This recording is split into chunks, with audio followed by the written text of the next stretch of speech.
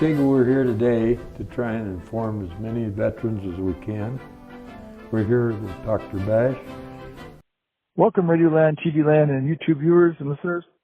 This is Dr. Craig Bash. I've been doing veterans medical opinions for 30 years, and I have dozens and dozens of these radio shows which we're going to publish on this YouTube channel, and number 1 through whatever. So thank you for listening, and here we go. I was calling because Dr. Bash and I wanted to let the listeners know how important lay statements are to their whole claim package. Right, Dr. Bash? That's right.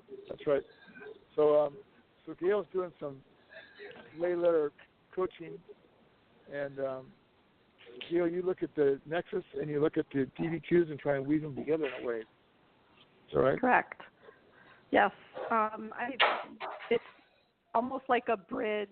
When you do a Nexus and you do DBQs, your lay statements are, in my opinion, equally important, because you need to discuss all the disabilities in your lay statement that you're discussing in your Nexus. So you need to start out with what happened to you, what event or injury you had, what happened right after the event or injury. Did you go to the clinic? Did you have a profile? And then you want to discuss what's happening with your life right now and talk about specific situations that you may not be able to do anymore due to your injury. Yeah, how much time do you spend on a lay letter analysis with somebody average? Well, depending on how many different disabilities we're talking about, sometimes you can group them together. If you have a lot of spine disabilities, say you have neck and shoulder problems, you can talk about those in one letter. If you have PTSD, that should be a separate letter, but I would say that each letter is an hour or two, with the interview discussing and talking about the things that you can't do anymore, how you were injured. So, I mean, one letter sometimes can take 3-4 hours. Yeah.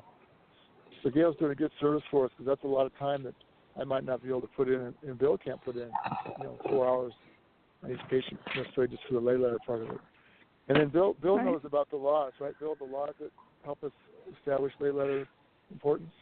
Yes, and I might mention that historically, the success that Dr. Bash has had has often been predicated on his ability to listen to the veteran and to consider what the veteran is saying in the way of that history of symptoms. And in this way, we have seen Dr. Bash win a great number of cases by disagreeing with the VA examiner and by pointing out that the VA examiner failed to discuss that lay history, which is crucial. I mean, and oft times I had to try to coach some of my raters who I worked with to help them understand that the law does not require a history of treatment and diagnosis. The law considers symptoms. Yeah, say that again. Okay. The law does not require consistency or continuity of treatment or examination. It requires a consideration of the history of symptoms, not diagnosis or treatment. And so many times, particularly with many patients with multiple sclerosis that we've had, many times these patients have no clue what the symptoms of multiple sclerosis might include. So you really have to ask them about their experiences to try to draw out from them symptoms that they've had in the past that they didn't consider to be part of their multiple sclerosis because they didn't have the knowledge to understand that. A lot of our multiple sclerosis wins came as a result of Dr. Bash being able to put together that patient's history of symptoms, and that no one else bothered soliciting, okay, and then pointing to these as evidence of this waxing and waning early history of MS that the patient didn't realize was MS. And in this way, get those symptoms dated to service or dated to that 7-year presumptive period after service and get a win and get compensated. It's crucial. Right, and I agree with that, Bill, because when I am talking to the veterans and trying to pull out some of that information, for instance, with somebody that has PTSD and they're unable to hold a full-time job, when you get into a conversation with them and you start talking about what kind of job that they're working in, and sometimes they're chaotic environments and they just can't understand why they can't hold a job when there's so much background noise going on. And so you start getting into those kind of things and explaining it, and it kind of becomes more clear to them. And they want to blame themselves, of course, but it's a symptom of PTSD. Same with being able, just little things like when you have back problems or radiating pain and you can't sit on the floor with your kids anymore and play with them, or you can't go to their after-school programs. Those are little teeny situations that I like to write about, because it kind of, for me, it brings the rater to, oh, I have kids. It would be horrible if I couldn't go do those kind of things with them. So try and bring in kind of examples like that into our letters. This brings up the whole idea of being stoic.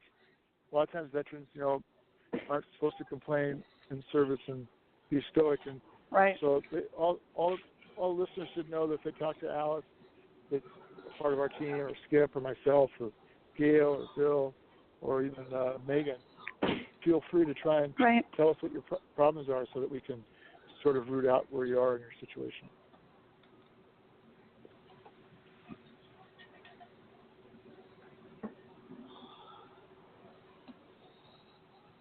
And Bill, there's some laws, right? Bill, some laws about lay letters? Or you said about that, but you don't need to quote those. Say again, Doc?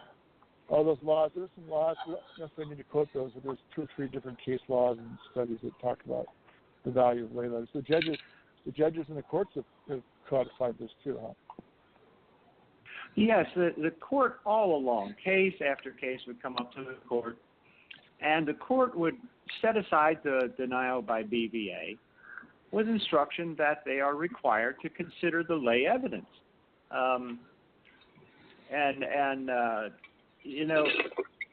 It's finally making its way into the guidance that VA shares with its employees. The manual, M21, we always go back to that because it serves as the guidebook for all the employees at VA. And its current version now does a pretty good job of instructing people that the statement of a veteran, now I've got to make a caveat here, the sworn statement of a veteran, okay, in order to be evidence, it must be sworn. So that's why if you've ever looked on the VA form 214138, which is just a big blank paper with lines on it, down the bottom, there is that affirmation. I hereby swear and affirm this is true and correct to my best knowledge and belief. Okay? That makes it a sworn statement. Yeah? Yeah? Would it be advisable to even have it notarized? Not it may necessary. not be necessary, not relevant. but it wouldn't Just make it. It wouldn't. Yeah, obviously, if it's before a notary, it's sworn, and there could be no debate. But as long as it has that statement on there somewhere that you see on the 4138, I do hereby swear and affirm this is true and correct to the best of my knowledge and belief. As long as that's on there, it's evidence.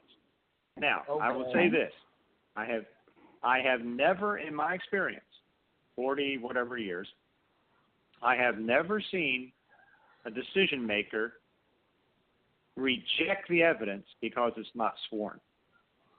But because VA has now taken the time to amend the manual and put it in there, that's a red flag. That's a red flag to me.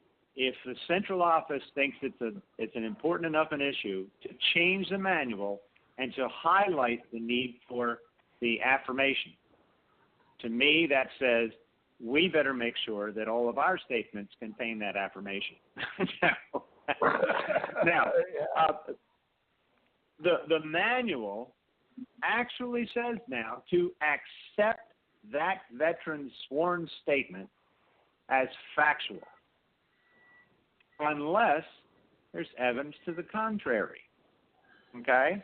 So if a veteran says to us, I was on board an aircraft carrier at Yankee Station off the coast of Vietnam, and I took a flight over to Da Nang and picked up, some supplies and brought them back to the ship, okay?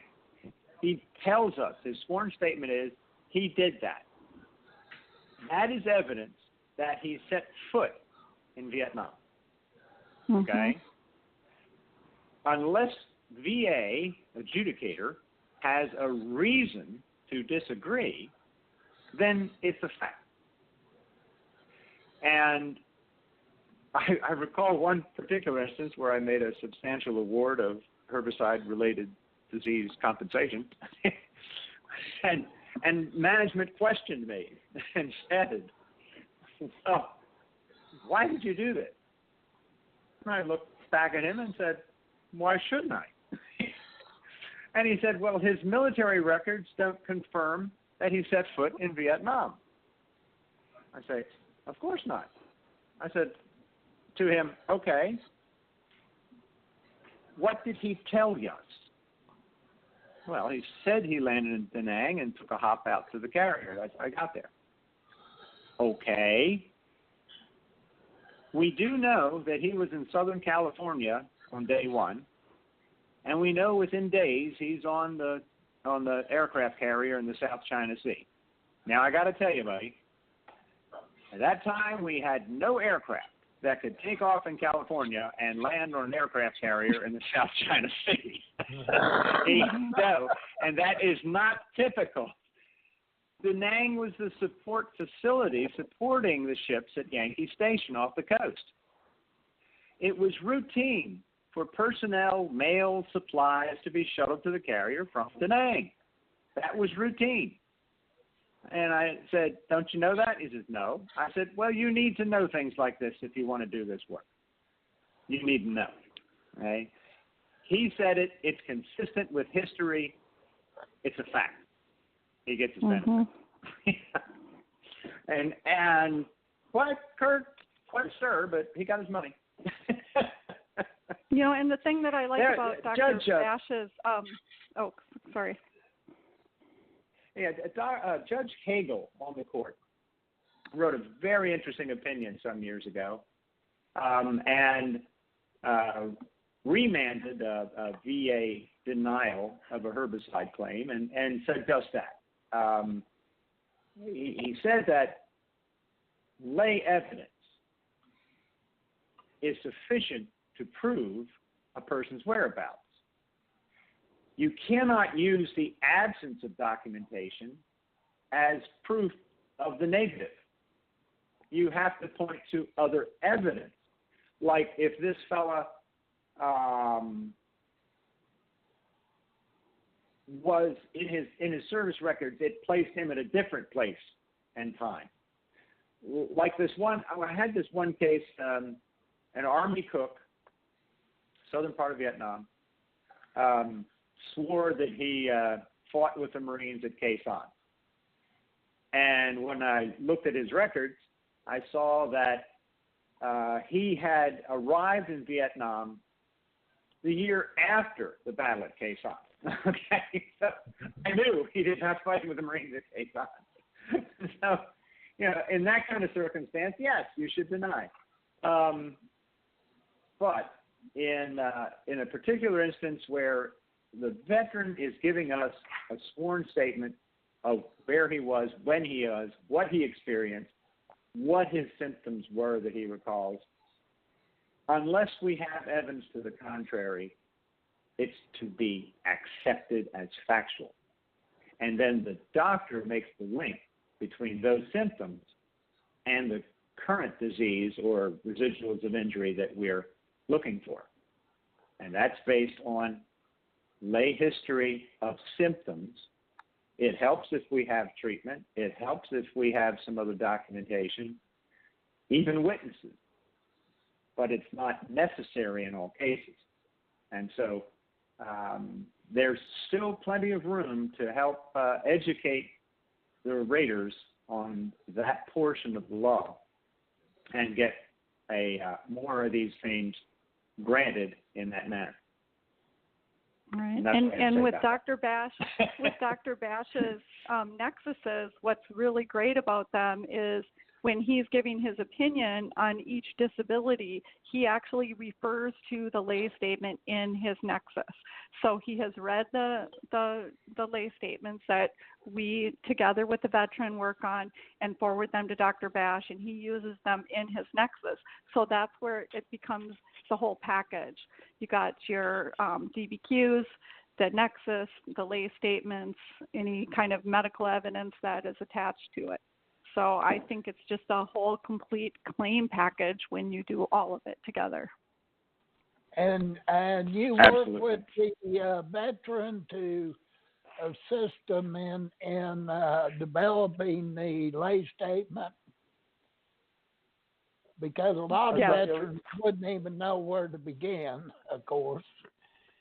Right, and that's where the whole conversation starts, when you just sit and have just a normal conversation on the phone and just tell me about what's going on with your life, and then you're able to build that. I noticed that about a few years ago.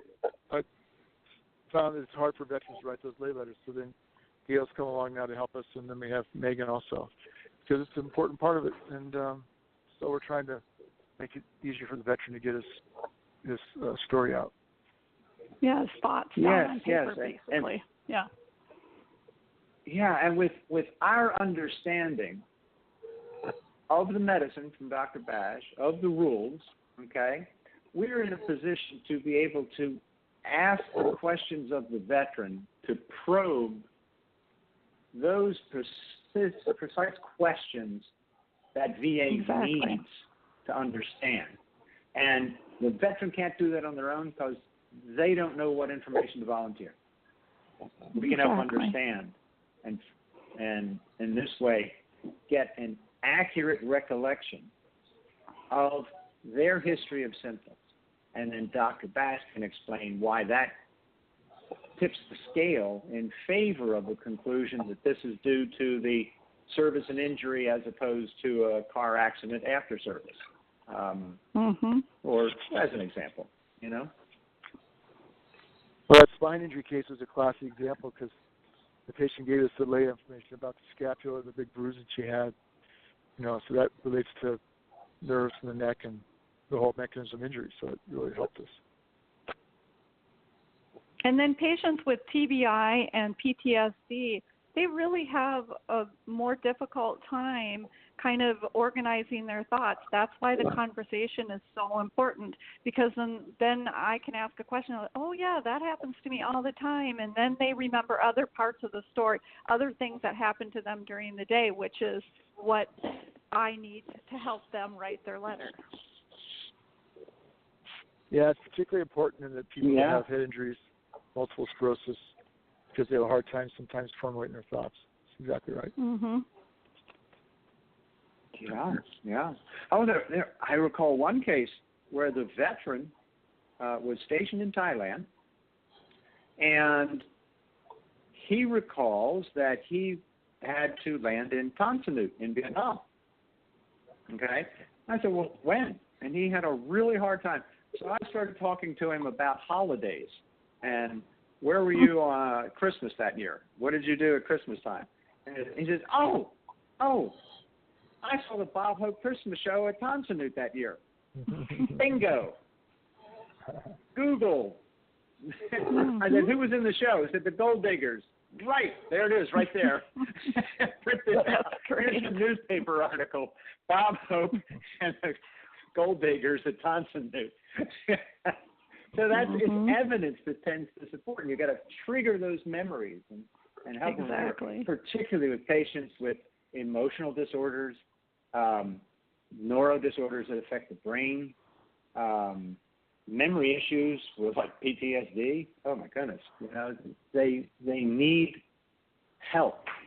They need help to understand. I don't call it coaching. I call it soliciting. Give me your history. And so many times that history proves the case. It's just happens so often. Well, and then I've noticed that a lot of people, they're embarrassed to talk about the things that are happening to them, so you have to kind of start out with just, hey, what's going on, and are you married, do you have kids, and then you get more comfortable, and then they feel more comfortable to talk about things that are happening in their life, because not everybody wants to talk about all the private things in their life going on. That's right. And Gail, it takes a great skill like yours to be able to make them comfortable and to share in that way. Yeah. Well, my husband always says that I have many words during the day to say, so I always tell him he's lucky that I'm talking to other people now.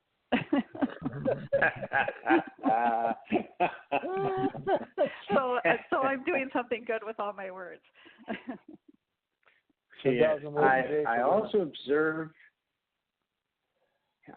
observe that patients with urinary and bowel dysfunction are a little hesitant to talk about those things, and I think they're oftentimes undercompensated for not sharing the fact that they're unable to retain contents, and so that's something that is another part of this equation for a lot of patients that we need to that's a very good point. Get them to talk about.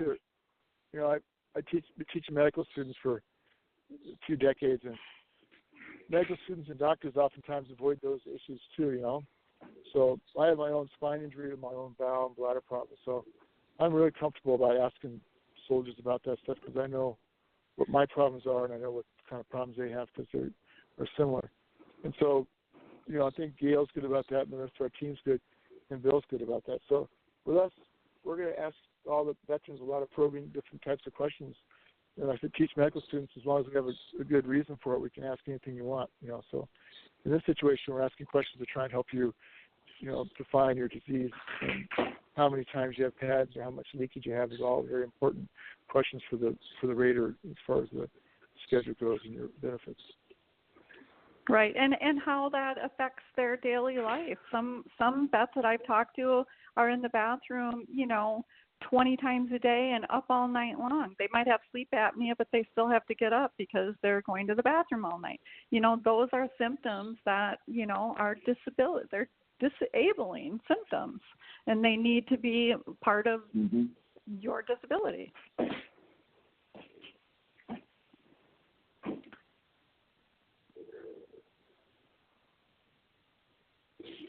So it sounds like you guys have put together a whole new program here, Dr. Bash. Well, I'm slowly building a team, but the VA, the VA is getting harder and harder to get these cases through. You have to have DBQs, you have to have Nexus, you have to have lay letters, you have to have testing. All these things we're doing are in response to what the VA needs for their rating. Bill tells us that they've kind of restricted the rater's ability to get testing, and the rater doesn't have time to talk to the patient. So we're really just trying to provide what the VA needs to help them rate the patient correctly. Well, yeah, and the more you can cut back on the remands and denials, the smoother the whole operation goes. You've saved the veteran a lot of heartaches. Because to get a remand or a denial that's pretty rough to take when it's going to cost you another 2 or 3 years or 4 or 5. Right. Yeah, we're trying to avoid that dreaded supplemental appeal. That's going to be a little thorny when it starts getting cranked up, I think. If you go in with a stronger claim. What's that, Bill? It's always been my experience that it is easier to have someone to agree with you than it is to change their mind. So it's better and faster if we give the adjudicators all the information they need to make the decision up front, load it all up front, and then make it easy for them to agree. That's much easier to do than to try to say to VA, you're wrong, because the reaction is, no, I'm not. So it's better if we can get it all up front to begin with. But still, there's going to be some mistakes, even like mine. Right, Doc? Yeah. Well, you can take the argument out of it, you've had won your case. Yeah. So, yeah. Well, I got to thank Doc too, because he explained to VA the anatomy of the shoulder. They service connected my shoulder and said service connected for the rotator cuff pair and not service connected for the muscles. Well, what's a rotator cuff pair? Or muscle. And it's kind of important because I had those muscles sewn back together. So it's all good now. That's an important point that Bill brings up. The idea that if you have a missile wound that goes through your arm, it's going to damage nerve, muscle, vessel. So VA oftentimes, like with shoulder, Bill, they might give you, DJD that will do a little bit of arthritis and call it a day, right? Where you might have also muscle and nerve damage, which is a very common thing that the VA doesn't think about when they rate, I think. Right, Bill? True. Yeah, and they oftentimes wouldn't think of the muscles. The training that I experienced was somewhat lacking. Take, for example, the hand. It seems if someone gets a hand injury, they're given a hand exam by the ortho, okay? And, so you have some pain, and your fingers all touch your palms, and they have a reasonably full range of motion. So here's your 0%. Well, under 4.71A, under the 5200 series for the bones and joints, that's right.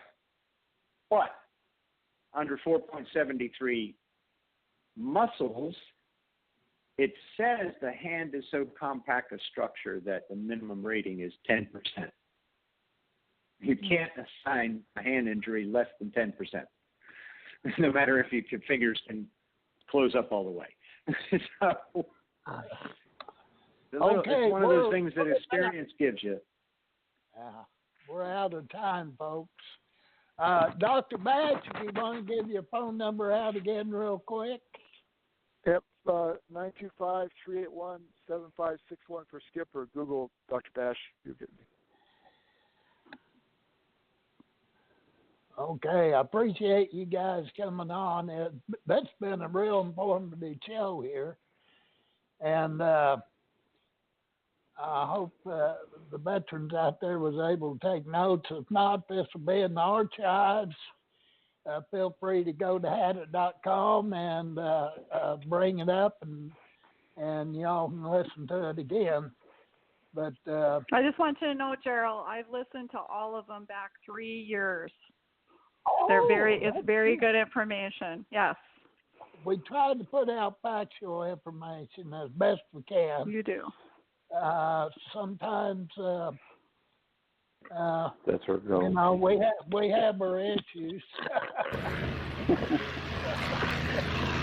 That's our goal. I appreciate it. Thank you all for listening. That means we still